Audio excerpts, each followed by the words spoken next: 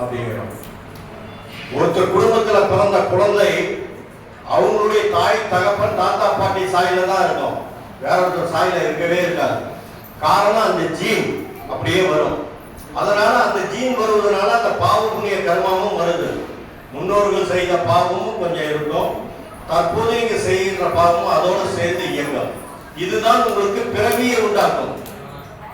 பிறவியை உண்டாக்கக்கூடிய மிகப்பெரிய சக்தி இதுதான்.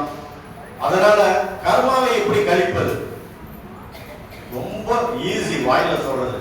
ஆனா இருந்துட்டீங்கன்னா ஒரு கொஞ்ச நாள் பழகிட்டீங்கன்னா அதுதான் உங்களுக்கு வாழ்க்கையா இருக்கும். யாரை பார்த்தாலும் உண்மையா பாருங்க, ஆசையோட பார்க்காதீங்க, பேராசையோட இருக்காதீங்க. உங்களுக்கு வர வேண்டியது உங்களுக்கு வரும். ஆனால் நீங்கள் இந்த பிரபஞ்சத்துக்கிட்ட எந்த கேள்வியை வச்சிருக்கீங்க, எந்த வரவு வேணும்னு வச்சிருக்கீங்க, அது பிரகாரம் வரும். அதுக்கு உங்களுக்கு துணையா இருக்கக்கூடியது நம்ம ஐயா சத்குருநாதர். சத்குருநாதர் குரு என்பவர் வழிகாட்டியாக இருக்கிறார். உங்களுடைய வாழ்க்கை தத்துவ ரகசியங்களை அறிந்தவராக இருக்கிறார். அவருக்கு தெரியாதது எதுவுமே கிடையாது. உங்க வாழ்க்கையை மாற்றி அமைக்கக்கூடிய சக்தி அவருக்கு உண்டு. உங்களுக்கு நேர்மையான உண்மையான சத்திய தர்ம பாதையை காட்டக்கூடிய ஒரு அமைப்பு அவருக்கு இருக்கு. அவரை கெட்டியா பிடிச்சிட்டா நீ இந்த பக்கம் போகலாம், அந்த சண்டை சச்சரவு நடக்குது, நீ இப்படி போலாம் அனுப்புறவர் தான் குரு. குரு அருள் இல்லையோ திரு அருள் இல்லைங்கிறோம். நாம குருவை மறந்துட்டோம், திருவுதான் தேடிக்கிட்டே அடையிறோம். அப்போ குருதான் நம்மளுடைய வாழ்க்கை தத்துவத்துக்கு மிக முக்கியமானவர். எந்த கடவுள் இந்த லோகத்துல அவதாரம் எடுத்தாலும் குருவிட்ட போயிட்டு தான் வந்தாலும். பாத்தீங்கன்னா சிவபெருமான் ஒருத்தருக்கு வரணும் கொடுப்பாரு, யார் தலையில வச்சாலும் தலை வெடிச்சிருக்கு. அந்த முனிகிட்ட வரத்தை கொடுத்துருவாரு. அந்த முனி என்ன பண்ணுவோம், முதல் 3 தலையில வைக்கிறாங்க. சிவனே ஓடி போவார். இதெல்லாம் சிவபுராணத்துல வருது. சிவனே ஓடி போவார்.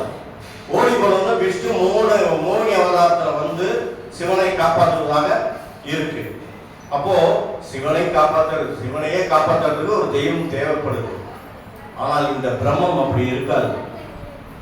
எந்த நேரத்துல இப்படி இது பண்ணும், உலகத்தை அழிக்கும், பிரளயம் ஏற்பட்டு உலகம் திரும்பி மறுபடியும் வரும், இத்தனை ஜெனட்டிக்கும் மறுபடியும் பிறக்கும். எப்படி ஒரு அருகம்புல் வந்து நீங்க பாத்தீங்கன்னா எவ்வளவுதான் கரையாட்டாலும் வந்துகிட்டே இருக்கும். அது மாதிரி மனித ஜீவன்களும் இந்த உலகத்தில் இருக்கக்கூடிய வாழும் ஜீவன்களும் வந்துட்டே தான் இருக்கும். ஒரு காலத்துல டினோசர் அழிஞ்சிருச்சு, அது அழிஞ்சிருச்சுனாங்க.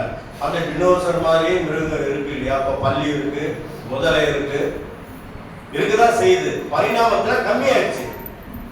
அதே நாம ஒரு காலகட்டத்துல கிட்டத்தட்ட ஒரு 10,000 ஆண்டுகளுக்கு முன்னே நம்மளுடைய உருவம்லாம் கிட்டத்தட்ட 7 அடிக்கு மேல இருந்ததுதான்.